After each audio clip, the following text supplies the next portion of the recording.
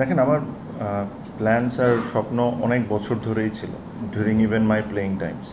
আমি আমি হয়তোবা প্রেসিডেন্ট হব, এটা এভাবে করে না, বাট উইথ টাইম আমার কাছে মনে হয়েছে যে হয়তোবা আমি জেলে এই জায়গায় ডিফারেন্স আনতে পারবো, যেটা আমাকে এখন প্রমাণ করতে হবে।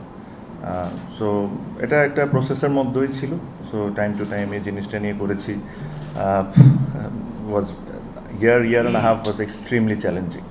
আমি নিজের মুখে আর বললাম না যে what I have to go through, but তারপরও আল্লাহ হ্যাজ বিন এক্সট্রিমলি কাইন্ড। এখন যা হয়েছে ওসব নিয়ে আসলে যত বেশি আলোচনা করবো ওটার কোনো ভ্যালিউ নাই।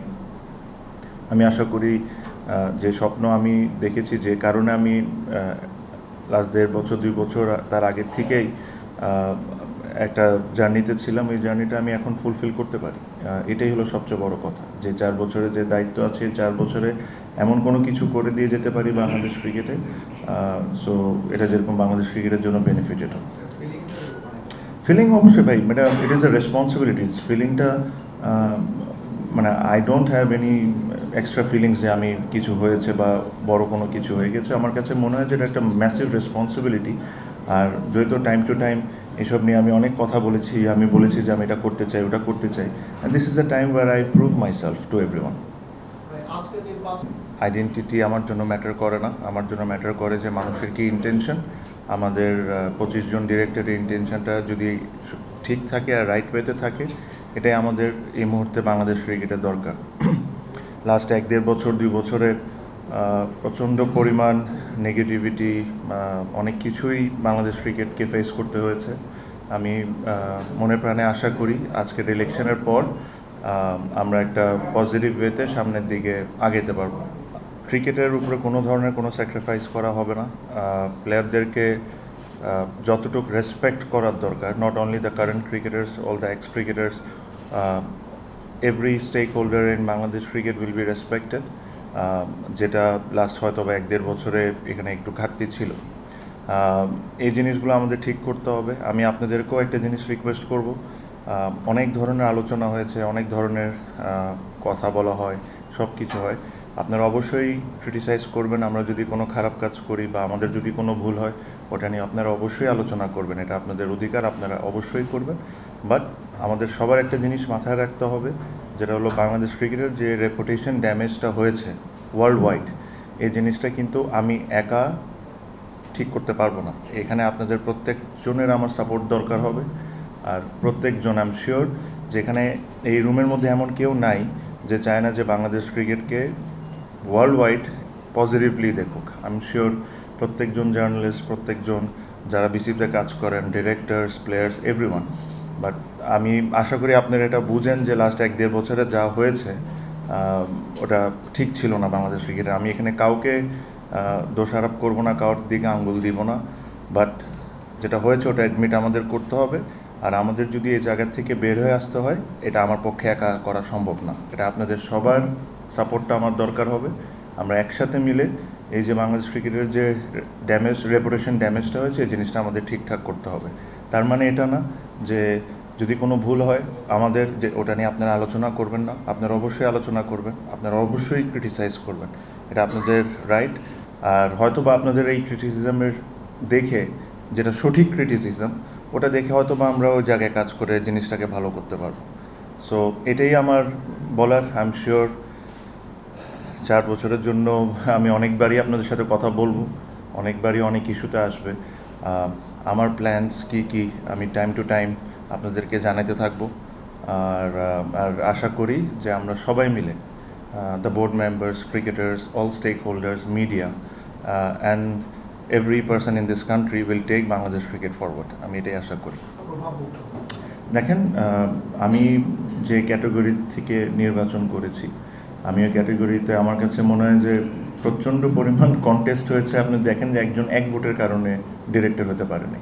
আমরা এটা বুঝতেছিলাম। আমি আবারও একটা জিনিস বলি, আজকে বলতে পারি, আমাকে বিভিন্ন জন বিভিন্ন সময় বলেছে যে আমরা প্যানেল ডিক্লেয়ার করি, আমরা কেন না একটা প্যানেল ডিক্লেয়ার করি। আমি যদি প্যানেলটা ডিক্লেয়ার করে দিতাম হয়তো বা একদম অ্যাবসোলুটলি ওয়ান সাইডেড হয়ে যেত, হয়তো বা এগেইন। বাট আমি এই কারণেই কোনো সময় প্যানেল ডিক্লেয়ার করতে চাই নাই, বিকজ এখানে 16 জন ক্যান্ডিডেট ছিল and I wanted to give every one a fair chance.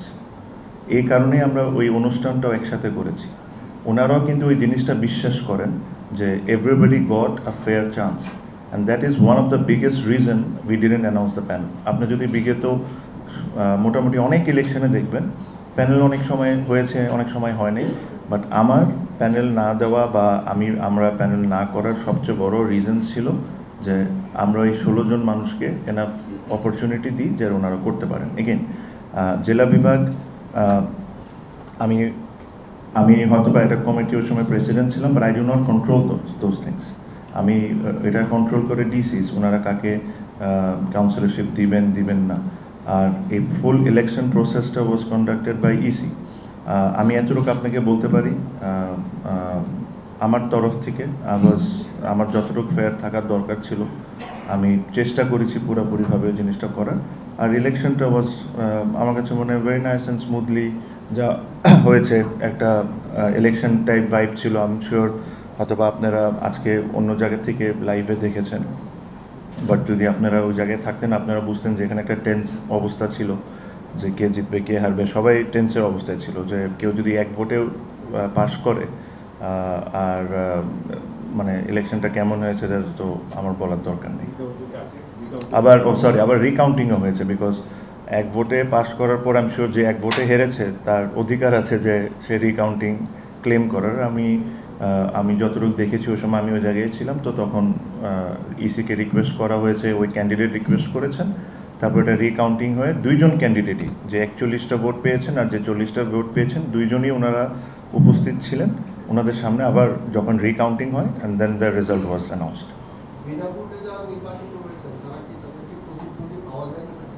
ভাই এটা তো আমি কেন বলবো? এটা ইজ নট মাই রেসপন্সিবিলিটি। যখন আর কি আগের ভোটটা ভেঙে যায় তখন একটা তদন্ত কমিটি হয়, তারা বেশ কিছু সুপারিশ করে বাংলাদেশ ক্রিকেট বোর্ড যিনি আপনি সুপারিশ করে মতো ওই সুপারিশগুলোকে কি মূল্যায়ন করা হবে, মানে গোয়িং ফরওয়ার্ড, মানে কোনো? অবশ্যই।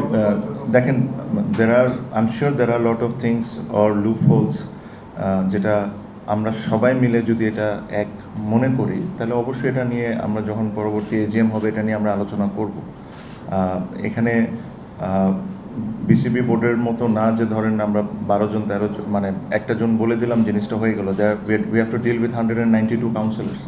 সো ওনাদেরকেও এই জিনিসটা একমত হতে হবেন। বাট বাংলাদেশ ক্রিকেটের ভালোর জন্য যা যা করার দরকার, যদি কোনো গঠনতন্ত্রতে চেঞ্জ আনতে হয় তাহলে অবশ্যই আমরা এটা নিয়ে আলোচনা করব, চিন্তা করব। It is very new because I still have to mix with all this people.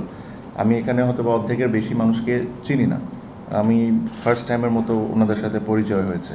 So give us some time, এটা নিয়ে আমরা একটু আলোচনা করি, দেখি, and then we need to find out যে এখানে কোন কোন জায়গায় ইমপ্রুভমেন্ট দরকার আছে কি নাই। ট্রান্সপারেন্সি আপনার বোর্ডের প্রায়োরিটি লিস্টে কোন জায়গায় আছে ট্রান্সপারেন্সি?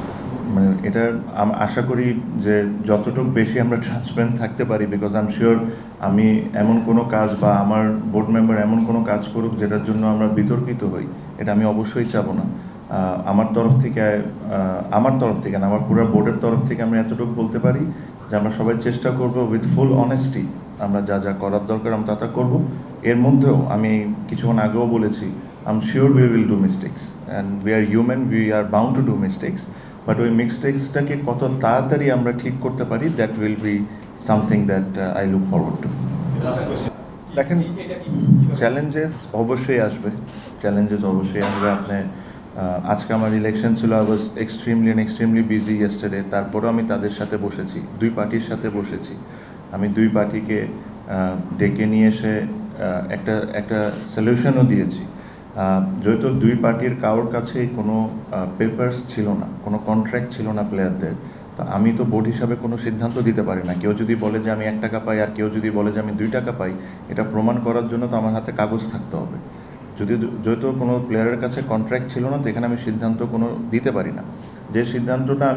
যে রিকোয়েস্টটা আমি করেছি তাদের দুই সাইডকেই, আমি বলেছি যে আমার রুল হিসাবে বা আমাদের যে সিসিডিএমের যে রুলটা আছে ওই রুল হিসাবে যদি এভাবে করে ওয়াক ওভার দেওয়া হয় তাহলে টিমটা অটোমেটিকলি স্ক্র্যাচ হয়ে যায়।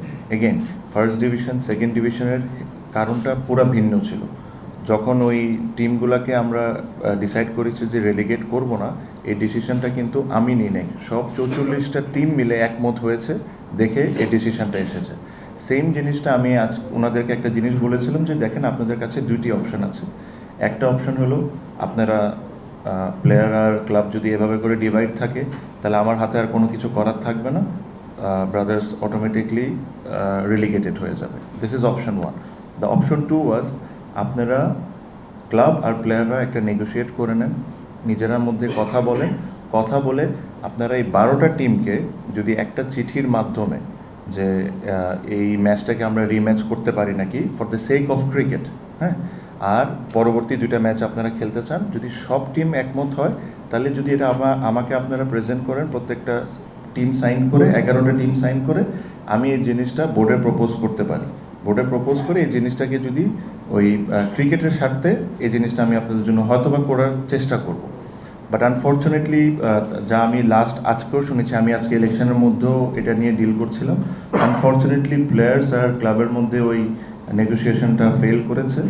ওই ফেল করার কারণে আমি এখন পর্যন্ত আর কোনো চিঠি পাইনি। কালকে আপনারা জানেন যে নতুন পিকচার আছে একটা, সো এখন যে বায়োলজের যে জিনিসটা আছে ওই জিনিসটা আমার ফলো করতে হবে।